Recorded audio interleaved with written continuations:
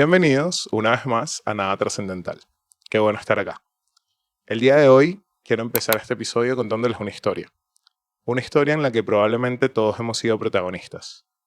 Empieza como un día como cualquier otro.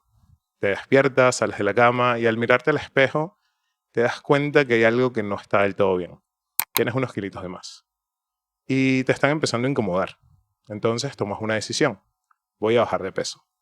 Empiezas a entrenar, cambias tu régimen alimenticio, te propones una meta y poco a poco lo empiezas a lograr.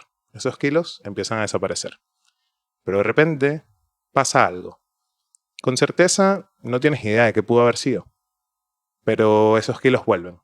Aparece la culpa, la frustración y sin darte cuenta, entras en un ciclo que parece no tener fin. Lo curioso de esta historia es que vivimos en un mundo bastante curioso y raro, donde estamos bombardeados de dos mensajes completamente contradictorios entre sí. Por un lado, nos dicen que debemos aceptar nuestro cuerpo, que no debemos sentir vergüenza de nuestro peso y que todas las formas son válidas. Pero por otro, nos dicen que debemos adelgazar, que hay dietas, suplementos, cirugías y muchas redes sociales y múltiples factores que ponen presión en adelgazar. Entonces aparece la dicotomía en forma de dos preguntas. ¿En qué momento cuidar nuestra salud se convirtió en odiar nuestro cuerpo? ¿Y en qué momento aceptarnos se convirtió en negar un problema de salud? Es obvio que para hablar de obesidad necesitamos hablar de ciencia, necesitamos hablar de casos, de evidencias, pero también de salud mental, de emociones y de autoestima. Y es por eso que el día de hoy tengo una invitada muy, muy especial. Ella es médico y voy a leer exactamente lo que es porque quiero que no quede dudas de esto. Es una médica que se ha especializado en el tratamiento de la obesidad como enfermedad crónica y en la salud metabólica, con un enfoque personalizado, basado en evidencia y sobre todo en un espacio libre de juicio. Para mí es una persona increíble, talentosa, inteligente y con una humanidad infinita que ha trasladado a su profesión y a todos los ámbitos de su vida. Quiero presentarles a la doctora Soriat Riera, mi prima. Hola Seba, ¿cómo estás? ¿Todo bien? ¿Y tú? Muy bien, feliz de estar aquí en Nada Trascendental. Qué bueno, de verdad que te agradezco un montón esto. No es la primera vez que grabamos, ya van 3 intentos. La tercera es la Lo vencida. vamos a lograr.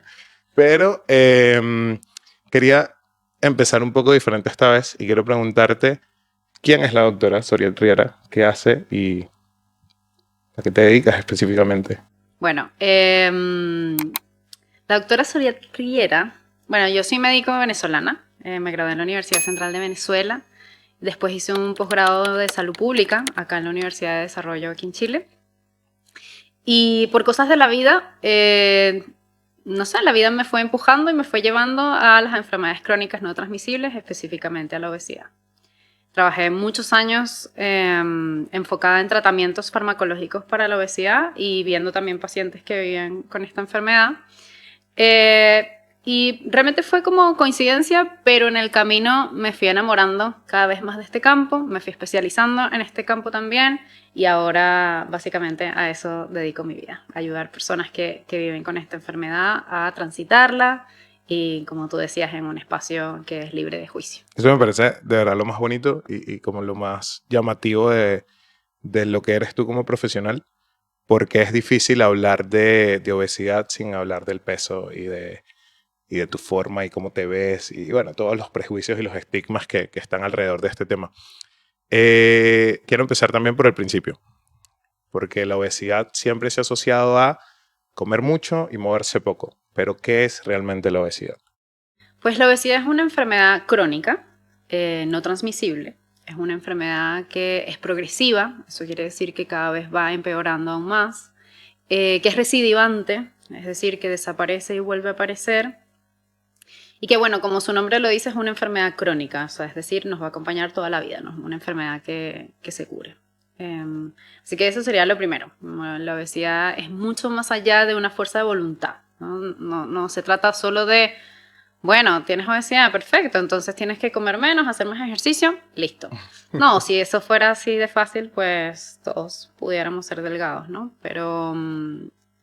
pero sí, es una enfermedad que es metabólica, que es multifactorial, que involucra un montón de cosas que a veces no son tan evidentes a los humanos, y que no tiene que ver necesariamente con el tamaño del cuerpo de la persona. Hay un grado de responsabilidad en el individuo al momento de, pues, cuidar su cuerpo o ser de cierta manera, pero también hay un montón de factores externos que pesan y que, bueno, se hacen parte de la realidad y la cotidianidad de todos, en general, sin importar cómo te veas y sin importar cómo te sientas.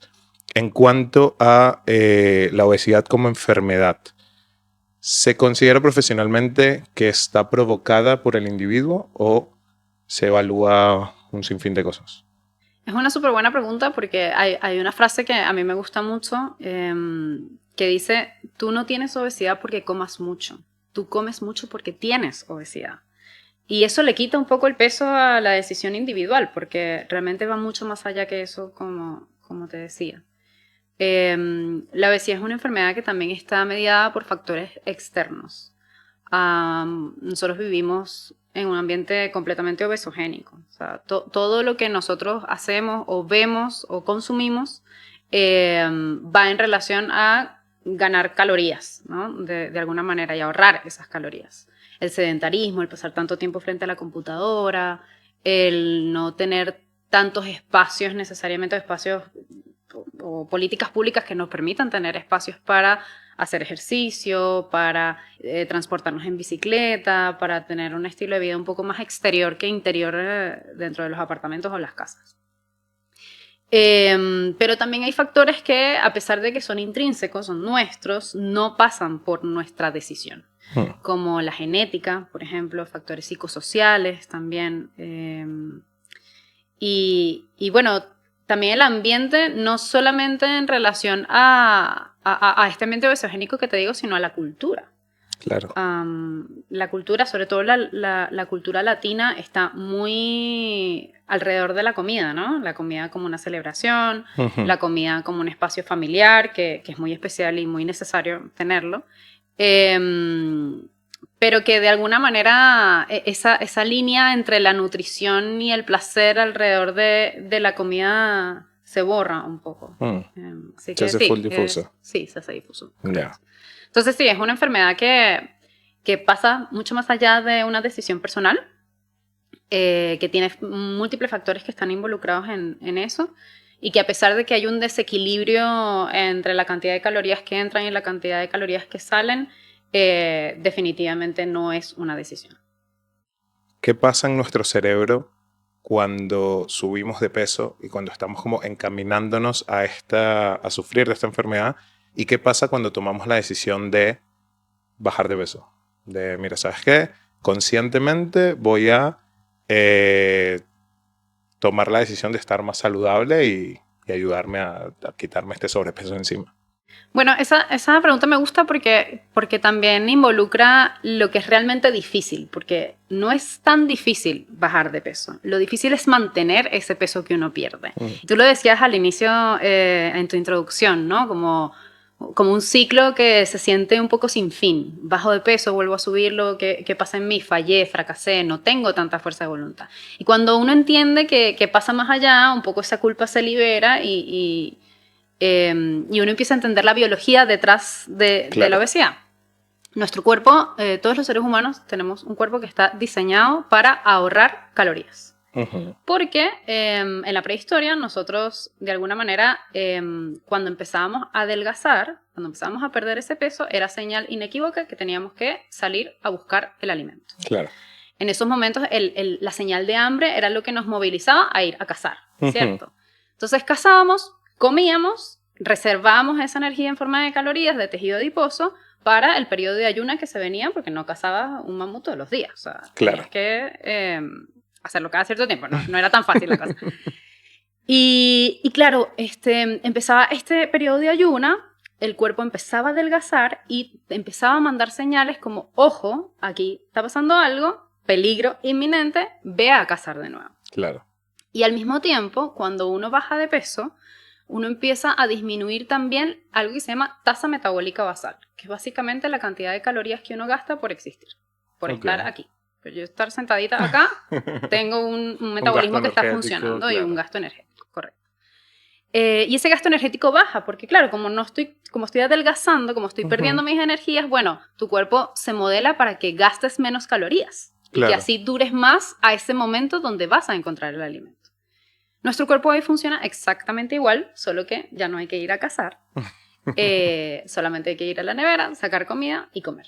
Pero el proceso sigue siendo exactamente el mismo. Entonces, cuando uno toma la decisión voluntaria, porque esa sí es voluntaria, de, bueno, voy a comer un poco más saludable, voy a hacer más ejercicio, Ujú. el cuerpo te manda exactamente las mismas señales. Y entonces ahí es donde vienen mis pacientes que están empezando a bajar de peso, se motivan y vienen que, doctora, pero me estoy muriendo de hambre.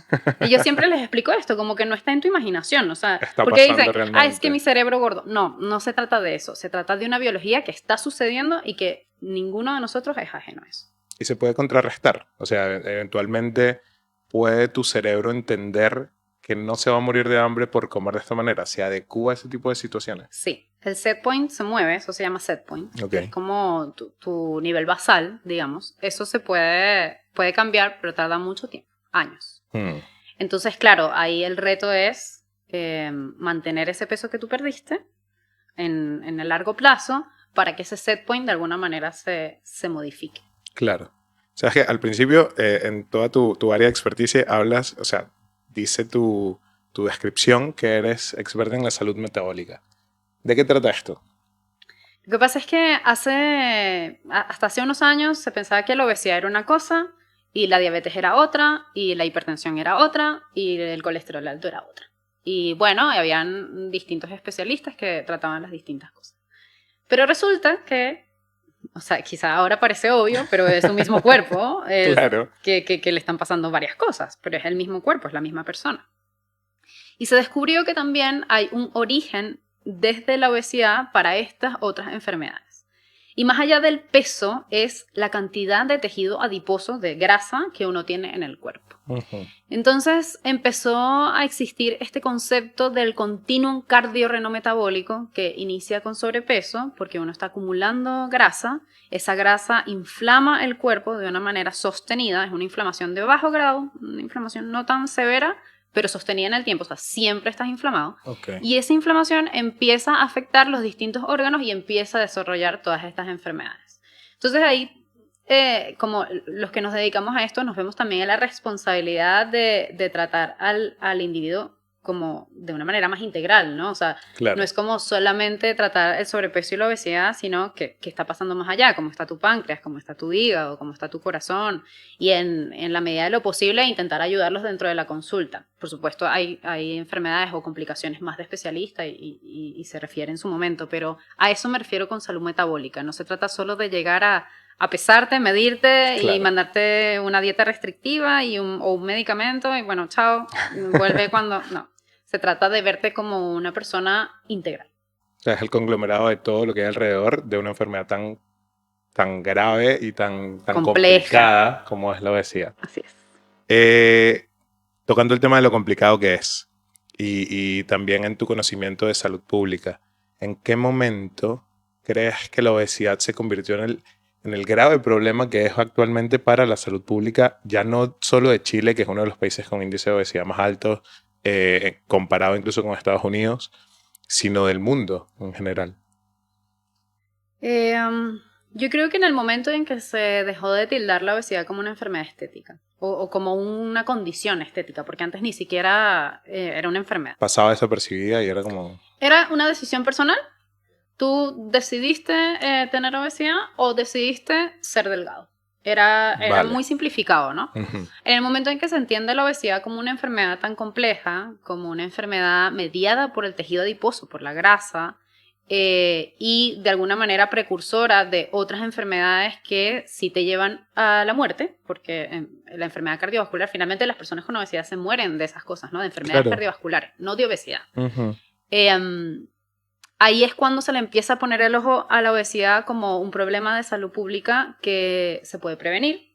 Y bueno, cuando se dieron cuenta, lamentablemente la prevención Ya está un ya... poco de arriba. Sí, como que ya había que actuar más en el tratamiento y no solo en la prevención. O Ujú. sea, se tratan las dos cosas al mismo tiempo, ¿no? Pero se le dio muchísimo foco a la prevención en ese momento y ya el problema estaba instaurado. Entonces, bueno, eso es algo que se ha venido discutiendo a lo largo de los años, ha cambiado el foco una y otra vez y probablemente va a seguir cambiando porque la Claro. ciencia también sigue evolucionando. Pero yo te diría que se empezó a convertir, o más que convertir, se empezó a considerar como algo a lo que había que prestarle atención cuando se descubrió que en verdad era el origen de otras enfermedades metabólicas que llevaban a la mortalidad de la población. ¿Por qué crees tú, y no sé si lo ves con tus pacientes, incluso, bueno, con tu círculo cercano, con las personas a tu alrededor, que cada vez se sabe más de nutrición, más de salud, más de cómo estar o cómo se supone que se debe estar en cierto estado físico y aún así el problema parece incrementar en vez de disminuir? Bueno, yo creo que eso es una explicación más a que la obesidad no es algo de fuerza de voluntad, porque si tú tienes mucho conocimiento sobre nutrición, sobre estilo de vida, y con todo y eso tienes obesidad, te dice que definitivamente no es algo que tú estás decidiendo, ¿no? Claro, Porque sería, bueno, no sé, como ignorar todas estas cosas. No, o sea, se trata claramente de algo que sale del control de la persona. Y bueno, también es importante decir que hay mucha desinformación total, también sí. dentro de las redes sociales alrededor, no solamente de la enfermedad, sino también de una nutrición correcta, sobre el estigma de la enfermedad también. Yo tengo redes sociales, tanto profesionales como personales. Que van a aparecer por ahí, están en la descripción en todos lados. Visítenla porque de verdad es increíble.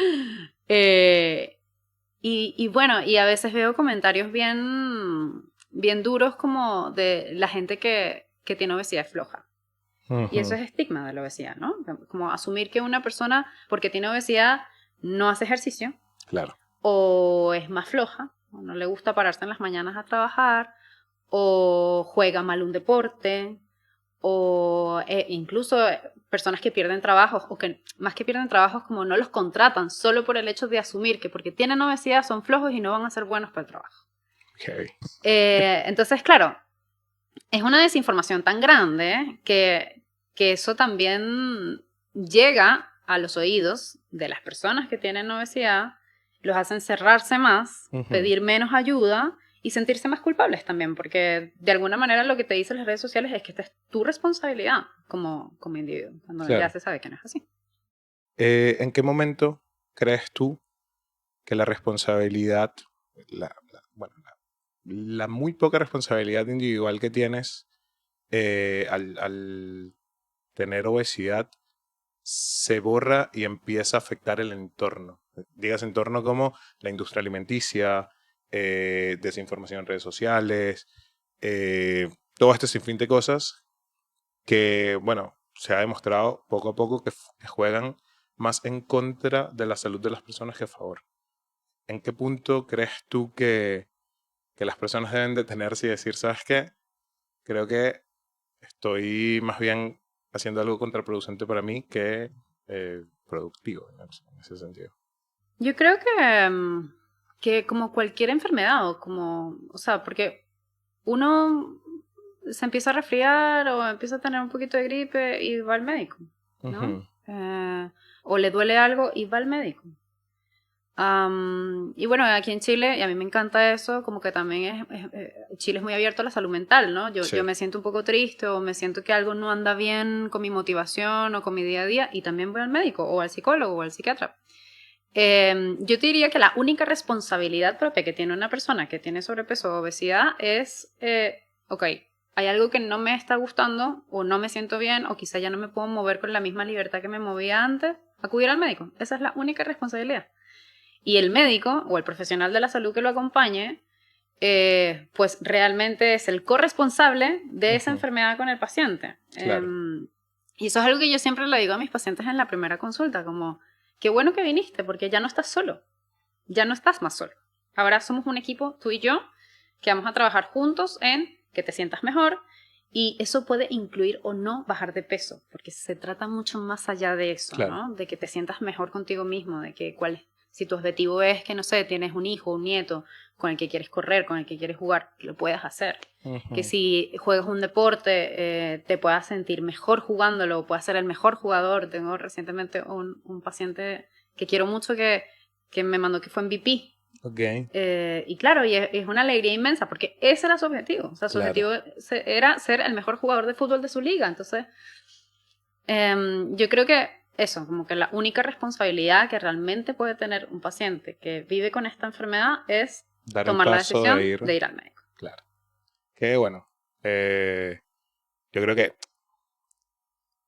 a veces es más difícil de lo que uno cree, ¿no? Como interiorizar,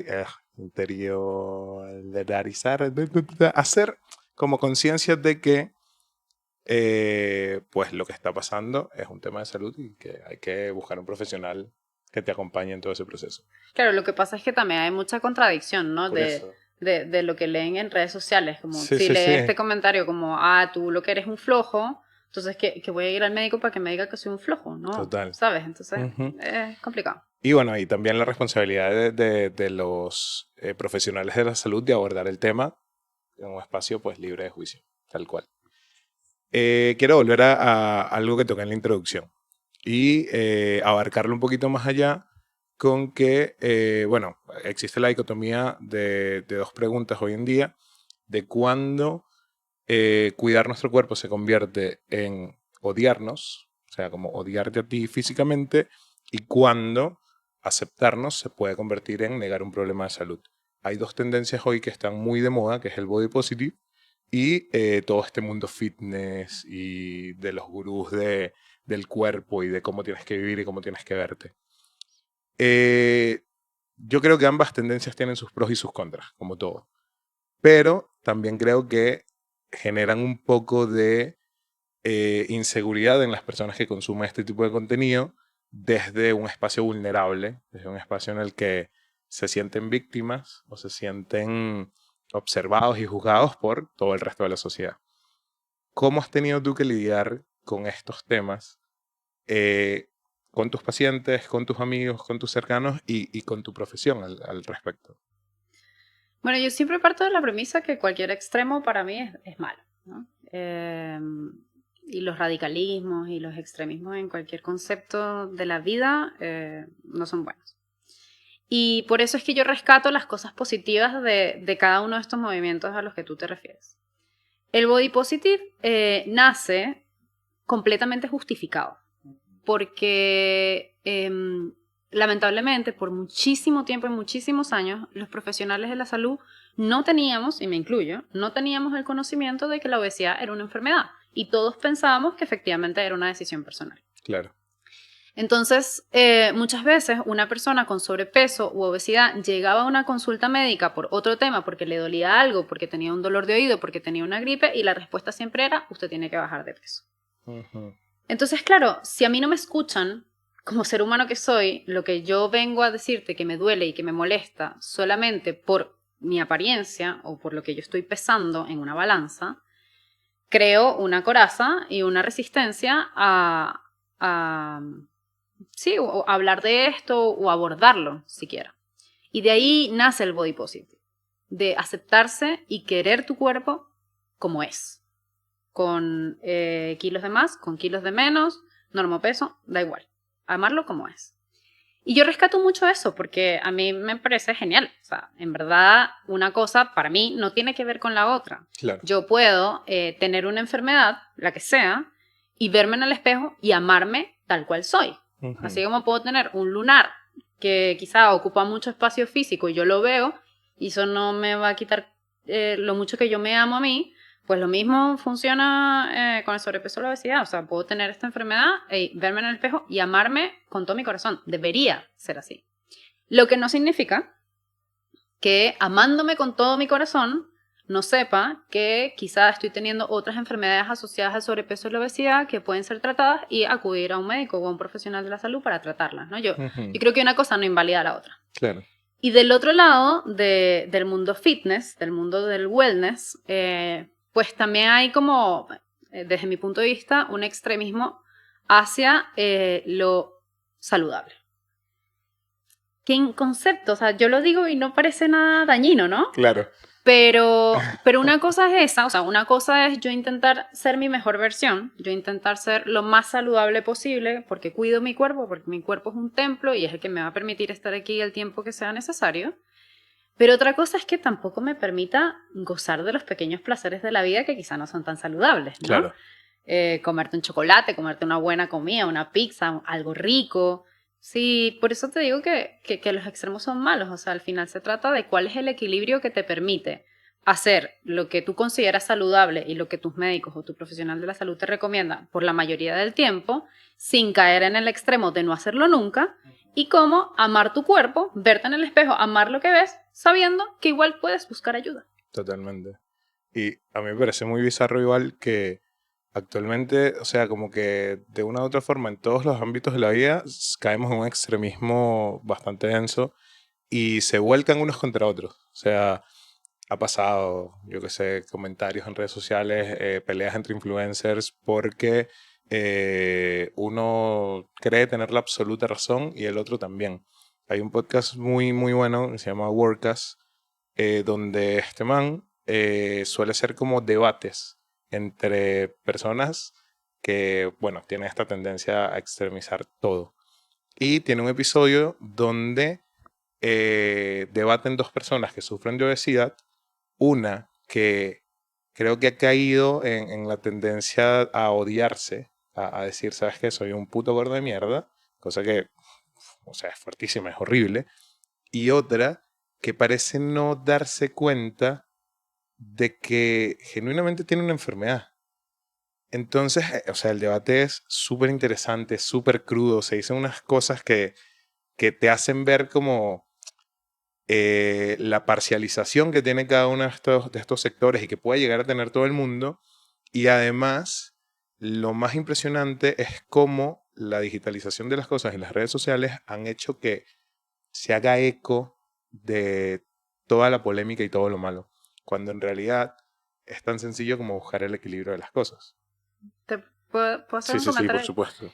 Porque sabes que igual hay un tema que no he dicho y que me parece relevante, y es que también caemos en asumir que esa persona está enferma porque tiene un cuerpo grande. Claro. Y eso es un punto bien relevante también, ¿no? Porque ponen a debatir a dos personas que visualmente se ven con obesidad, Ujú. pero la realidad es que tú no sabes si esa persona realmente está enferma, ¿no? Claro. Porque la enfermedad de la obesidad no parte por el peso, no parte por el tamaño del cuerpo. La obesidad parte por la cantidad de tejido graso, de tejido adiposo que tienes en tu cuerpo y que es disfuncional, Ujú. ¿sí? Y puede ser que efectivamente esta persona tenga un cuerpo más grande y la mayoría de su composición corporal sea muscular. Claro. Uno No hay manera de saberlo a no hay simple manera de vista. saberlo a simple vista. Y por eso también, y por eso también surge el body positive, ¿no? Ujú. Porque uno de ver asume. Como Claro. que si uno El tuviera un... prejuicio visual Listo, de claro. entrada, pues. Sí.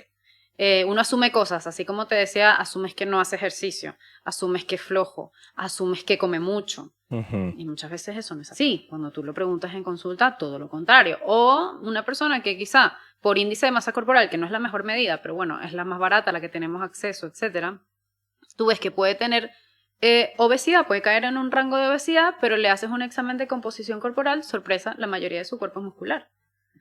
Entonces no está enfermo. Entonces, claro, ahí también es importante que no todas las personas con cuerpo grande están enfermas tampoco. Claro. Y también no todas las personas con cuerpos delgados están sanas. Sí, sí, sí. Están los dos extremos. Y de hecho quiero tocar ese tema ahora, porque por un lado se habla mucho y creo que se ha focalizado mucho en la obesidad, porque bueno, es lo más visualmente visible, valga la redundancia, de todo este espectro. Pero también está el otro lado, que es la delgadez extrema y casos de dismorfia corporal en los que alguien que está demasiado delgado o o lo que se puede considerar muy bien físicamente, se ve al espejo y se ve totalmente obeso y grande. ¿Has tenido la oportunidad de tratar con personas de este estilo? Sí, sí. Lamentablemente la dismorfia corporal es algo bien común. Y bueno, también tú lo dijiste también en la introducción, como que hablar de obesidad no es solamente hablar de la salud metabólica ni del peso, es hablar también de la salud mental, de la autoestima, de qué veo yo cuando me veo en el espejo, ¿no? Y sí, muchas veces hay una realidad alterada que definitivamente hay que trabajar con un equipo multidisciplinario, o sea, eso no lo voy a solucionar yo sola, ¿no? Claro. Necesito un equipo con un psiquiatra, un psicólogo que también traten a este o esta paciente como un todo, como algo integral, ¿no? Finalmente. Pero sí me ha tocado ver bastantes dismorfias corporales en la consulta. ¿Y en algún momento has llegado a tener el caso contrario? Alguien que es científicamente y con evidencia esté enfermo y tenga obesidad, pero que él siente que no es así.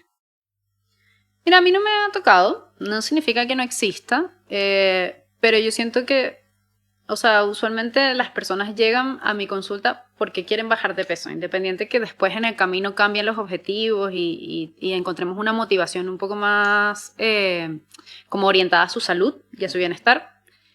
Entonces, claro, me atrevería a pensar que una persona que se ve en el espejo y no se ve con que tenga algún problema o no se sienta que tiene algún problema, pues no va a llegar a mi consulta y por eso no lo veo. Claro. Me atrevo a pensar que va por ahí, no quiere decir que no existe. Claro. ¿Cómo podemos hacer durar en el tiempo, hacer un proceso sostenible al momento de decidir afrontar la obesidad? Pues lo más importante es cambiar los hábitos. Y con cambiar los hábitos yo no me refiero a lo más típico como hacer dieta, ni matarse en el gimnasio.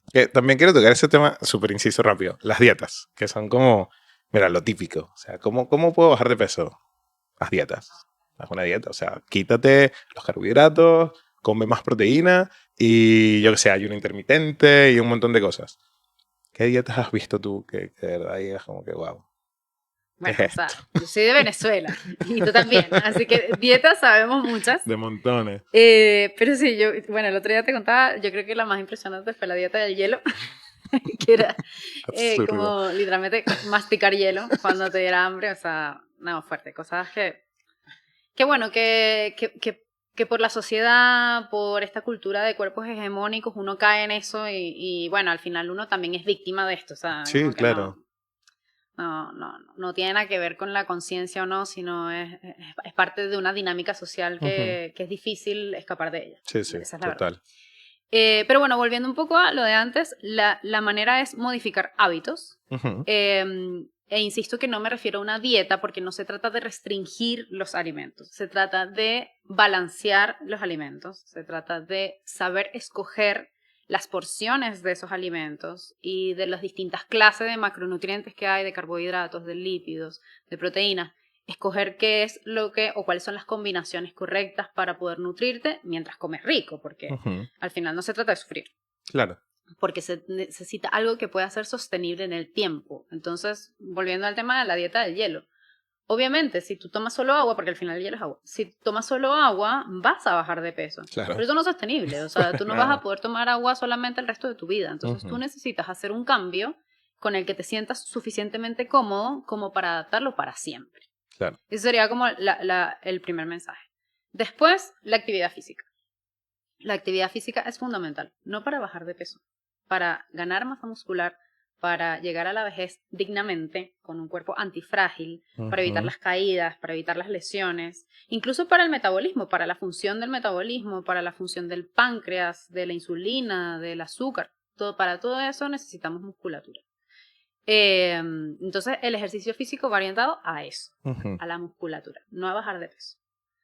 También hay otras cosas que no están tan reconocidas como partes de hábitos saludables, pero que son igual de importantes como el sueño.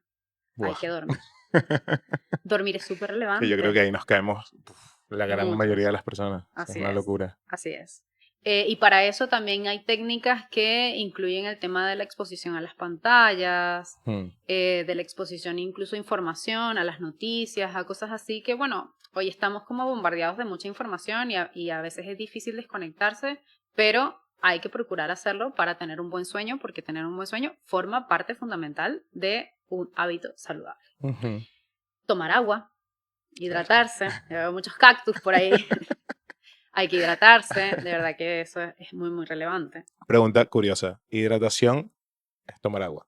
O sea, porque hay muchas personas que, "No, yo me tomé un té, me tomé una Coca-Cola, me tomé no sé qué".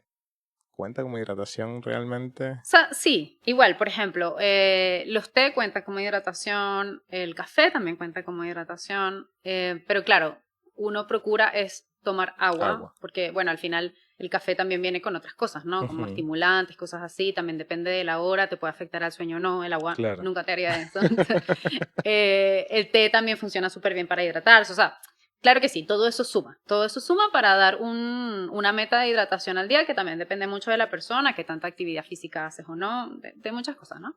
Pero sí, sí, sí suma a la hidratación. Todo lo que tenga líquidos finalmente Ok. suma a la hidratación, pero ojalá incorporar el agua por lo que te acabo de contar.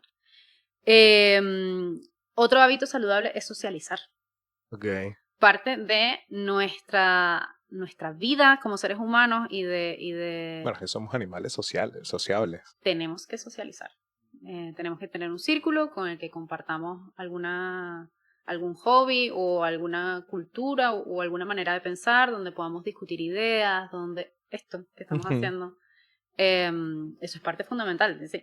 Y yo, mis pacientes a veces se ríen porque yo se los indico como si fuera un medicamento. Receta. Receta. Socializar 2 veces al día. O sea, como que, Me ¿sabes? encanta. Así.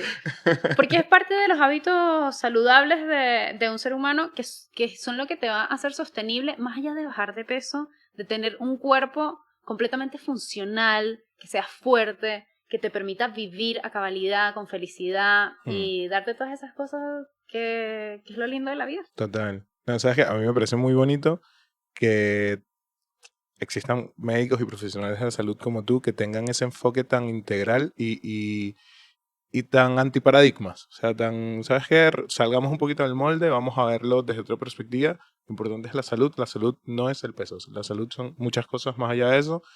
Y pues si tienen la oportunidad de tener un profesional al lado que los ayude con esto, pues buenísimo. Y si no, pues creo en conversaciones previas me has dicho que hay muchas otras maneras de hacerlo. O sea, yo qué sé, si no tienes acceso a un médico que te ayude en todo el proceso, de repente un nutricionista, o de repente ayuda psicológica, o de repente algún preparador físico que te ayude. Como que hay muchas herramientas que se pueden utilizar en el proceso. Em, Tocando eso del movimiento físico, tú también eres instructora de Animal Flow, que es una cosa que yo descubrí contigo. Yo no tenía idea de que eso existía. Explícanos qué es. Bueno, poca gente sabe lo que es el Animal Flow. De hecho, en este momento que estuvieron de moda los Terians, por ahí Ajá, empezaron a decir, eres Terian. Y yo, no, claro, todo calza. claro, estás practicando para ser Terian. No. El Animal Flow es una disciplina muy hermosa. Es una disciplina de movimiento físico que se trabaja todo en cuadrupedia, con Ok, el peso de tu cuerpo. Entonces, haces distintas como transiciones con tu cuerpo, distintas formas de estiramiento, que de alguna manera, por supuesto, como fortalecen tus músculos, pero también elongan tu cuerpo, te ayudan con tus articulaciones también. Y al final es difícil, es una disciplina que no es sencilla, se ve fácil, pero no es fácil. se Y ve cuando cero está, fácil. Cero fácil. igual yo siento que se ve más fácil de lo que es. Una locura, yo no podría hacer eso. O sea, genuinamente yo soy cero flexible de esos movimientos y digo, mano, me quedo pegado en el piso. O sea, genuinamente. Bueno, pero la cosa es que cuando tú estás haciendo Animal Flow, y es lo que a mí me gusta mucho de eso, es que estás tan concentrado en hacer el movimiento y hacerlo de una manera armónica y que se sienta como Fluida. fluida, Ujú. que no piensas en nada más. O sea, en ese momento estás allí, presente, contigo, con tu cuerpo y tus pensamientos están solo en el ahora. Entonces es como una manera de meditación en movimiento Ok. que lo hace una disciplina que va más allá de solo la actividad física o activar músculos, sino que también involucra una parte de bienestar mental que es muy bonita y muy especial. Así que si no han probado Animal Flow, altamente recomendado. Aquí tienen una instructora, así que ya saben, si están en Instructora. Chile, por favor. Sabes que antes de despedirnos, quiero preguntarte cómo nace esta vocación de ti. Porque se entiende, se sobreentiende que el médico es médico porque le encanta ayudar a las personas. Y de una u otra forma tienen una chispita, un algo que los mueve y los motiva a esto, como a dedicar su vida en cierto aspecto a otras personas. Cosa que, pues, yo qué sé, yo no tengo, o sea, genuinamente. Sí, me gusta ayudar cuando puedo y todo el tema, pero como que no me nace eso de abocar todo lo que quiero por alguien más. Se sobreentiende que en los médicos esto es así, pero además tú tienes como una capita extra que llegaste a este tema tan cotidiano y tan abrumador como es la obesidad. Cuéntame cómo llegaste ahí, qué te despertó eso.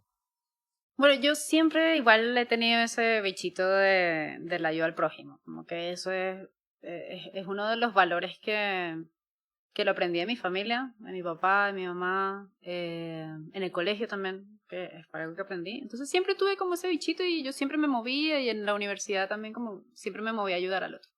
Pero la medicina puntualmente surgió porque yo, mi pediatra, cuando yo era chica, yo tuve una enfermedad bien grave, cuando tenía 4 años, 3, 4 años, y él me salvó la vida.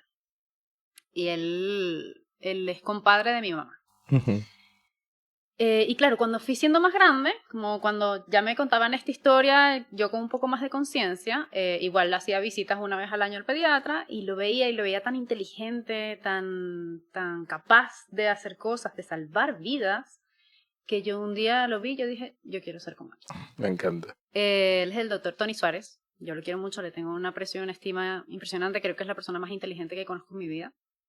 Y yo siempre quise ser como él y yo siempre se lo dije, como que y bueno, llegué a Chile, él es pediatra infectólogo y yo quería ser pediatra infectólogo como Tony. Y bueno, empecé a hacer algunas cositas como para ser pediatra infectólogo, pero en el camino trabajé en un sitio era un centro de medicina del trabajo Ujú. y mis pacientes eran sobre todo mineros. Ya, ¿Y qué pasa? Que los mineros trabajan en altura geográfica y como la altura geográfica hace que tengan más riesgo cardiovascular. Entonces hay ok. ciertas cosas que hay que ver con mucho detenimiento y una vez al año ellos tienen que ir a una evaluación médica para decidir si siguen siendo aptos para la altura o no. Ok. Y me pasó con un paciente en particular que tenía un índice de masa corporal alto. Que no hablamos de eso esta vez, pero básicamente el índice de masa corporal es la relación de la altura con el peso y nada dice de si ese peso es músculo o es grasa, no Claro. puedes saberlo, ¿no? Ujú. Pero bueno, hay una serie de números que son cortos. Entonces, él caía en la clasificación de obesidad, pero realmente tú lo veías y era muy musculoso. Y él estaba perdiendo su trabajo Solo por verse solo cómo por se eso. veía. Guau. Y yo dije, esto no está bien. Aquí hay algo que no está bien. Y claro, yo era solo la médico que le decía si podía o no, pero yo no era la médico que lo iba a ayudar, Ujú. ¿sabes? Y yo dije, yo quiero ser la médico que lo ayude. Yo quiero hacer algo más con esto. Empecé a estudiar salud pública un poco también porque sentía que esos cambios en estos puntos de corte tan estrictos, en estas cosas, bueno, desde la salud pública yo podía hacer un poco más, ¿no? Un poco más masivo la atención más que en el uno a uno. Pero en el camino me fui dando cuenta que las personas con sobrepeso y obesidad en general no tenían a tantas personas o a tantos médicos a los cuales recurrir. No tenían tantas herramientas de ayuda, hoy existen muchas más, pero Ujú. en ese momento no tantas. Y yo dije, yo creo que mi verdadera misión y mi verdadera vocación no es la pediatría infectológica, sino es esta. Y allí cambié completamente de parecer y empecé a enfocarme y a estudiar acerca de la obesidad como enfermedad y empecé a atender pacientes con obesidad. Y bueno, en el camino me fui dando cuenta que en verdad esto es lo mío, lo disfruto, ver a un paciente salir contento de la consulta es hermoso, porque usualmente en la primera consulta lloran. Y, Que me imagino. y es duro, porque yo siempre les digo, o sea, yo no voy a poder curarte. Esa es como la primera realidad. Yo no puedo curarte, ¿sí? Yo te puedo acompañar y te puedo ayudar a hacer tu mejor versión, a, a que puedas ser lo más saludable que puedas ser, pero yo no te puedo curar. Y ahí también les explico mucho que esto no es su culpa, que no es su responsabilidad y eso da mucho sentimiento porque si por 20, 30 años pensaste y Soy yo, soy yo, soy soy yo. yo, es mi culpa, es mi culpa, es mi culpa, y viene alguien y te libera de esa culpa, pues esa relación médico-paciente que se da entre un paciente con sobrepeso o obesidad y su médico es para toda la vida. Entonces, hay algo de eso que me encanta, que llegamos a una conexión muy profunda, muy bonita y muy especial. Y bueno, eso es como, creo que lo que me enamoró de este campo y lo que me hace permanecer, y creo que voy a hacer esto por el resto de mi vida Qué probablemente. bonito, me encanta. Quiero, por último, sacarte otras palabritas más y quiero que le digas a todos los que están viendo que pueden estar en una situación similar o que en algún momento estuvieron o que pueden llegar a obsesionarse con su cuerpo o están pasando por una lucha de este estilo. Quiero que le digas algo, lo que tú quieras, para que se lleven el mensaje. Bueno, yo creo que lo primero es lo que le digo a mis pacientes en las primeras consultas, es esto no es tu culpa. La biología está jugando su rol y bueno, uno es parte de eso, ¿no?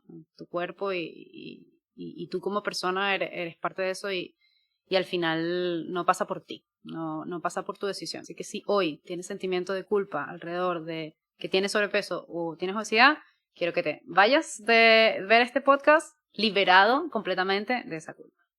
Y también al mismo tiempo que sepas que somos ya cada vez más profesionales los que estamos en este campo y que podemos ayudarte, que podemos guiarte al camino que tú quieras escoger, porque muchos pacientes no quieren tanto bajar de peso, pero quieren sentirse mejor, quieren sentirse más fuertes y lo que sea que tú quieras, que tú necesites, ahí va a estar tu médico a tu lado para ayudarte, para acompañarte, para guiarte.